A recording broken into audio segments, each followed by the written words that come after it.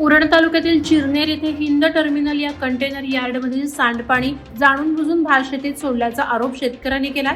सुमारे 6 एकर क्षेत्रात सांडपाण्याचे तवंग साचल्याने शेती नापीक होत असल्याचे शेतकऱ्यांचं म्हणणं आहे। विजय रामदास म्हात्रे यांच्यासह इतरांनी ग्रामपंचायत आणि तहसील कार्यालयाकडे तक्रारी दिल्या, मात्र कारवाई न झाल्याने संताप वाढलाय। प्रकल्पासाठी जमीन न दिलेल्या शेतकऱ्यांचा रस्ता बंद करून दूषित पाणी सोडल्याचा गंभीर आरोपही करण्यात आलाय। प्रशासनानं तात्काळ चौकशी करून कारवाई करावी, अन्यथा आंदोलन छेडण्याचा इशारा शेतकऱ्यांनी दिलाय। कर्जत कल्याण राज्यमार्ग क्रमांक 76 वर नेरळ पोलीस ठाण्याजवळील अपूर्ण पुलावरून दुचाकी घसरून नाल्यात पडल्याने चंद्रकांत ऐनकर यांचा दुर्दैवी अंत झाला। गेली 10 वर्ष रस्त्याचं काम रखडलं असून काही ठिकाणी अपूर्ण आणि धोकादायक स्थिती असल्याचा आरोप नागरिकांनी केलाय। सुरक्षा उपाययोजना नसल्याने हा अपघात घडल्याचे सांगण्यात येते।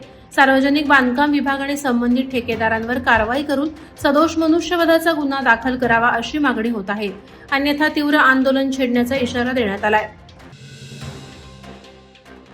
अमेरिका इराण संघर्षाच्या पार्श्वभूमीवर दुबईत तणाव वाढला असून पाली येथील उत्कर्ष राजेश वपारा हा विद्यार्थी तेथे अडकल्याची माहिती समोर आली आहे। तो SP Jain school of global management येथे शिक्षण घेत आहे। परिस्थिती तणावपूर्ण असल्याने हालचालींवर निर्बंध आल्याचं समजतं। वडील राजेश वपारा यांनी स्थानिक प्रशासनाशी संपर्क साधला असून जिल्हा आपत्ती व्यवस्थापन विभाग परिस्थितीवर लक्ष ठेवून परराष्ट्र मंत्रालयामार्फत पुढील कार्यवाही होणार असल्याचे सांगण्यात आले। बदलत्या परिस्थितीमुळे पालकांमध्ये चिंता व्यक्त होत आहे।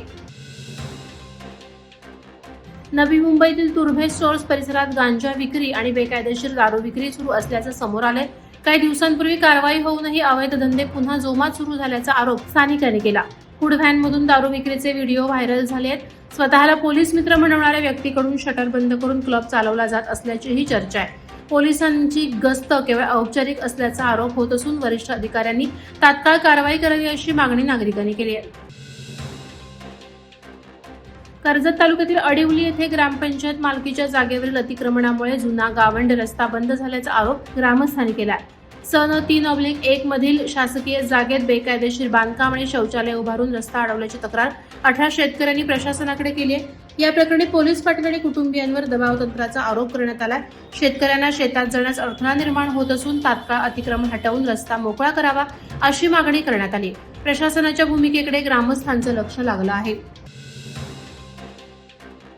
खालापूर तालुक्यातील बोरगाव येथे IKS केअर फाउंडेशन यांच्या वतीनं विद्यार्थ्यांसाठी मोफत दंत तपासणी आणि उपचार शिबिर आयोजित करण्यात आलं।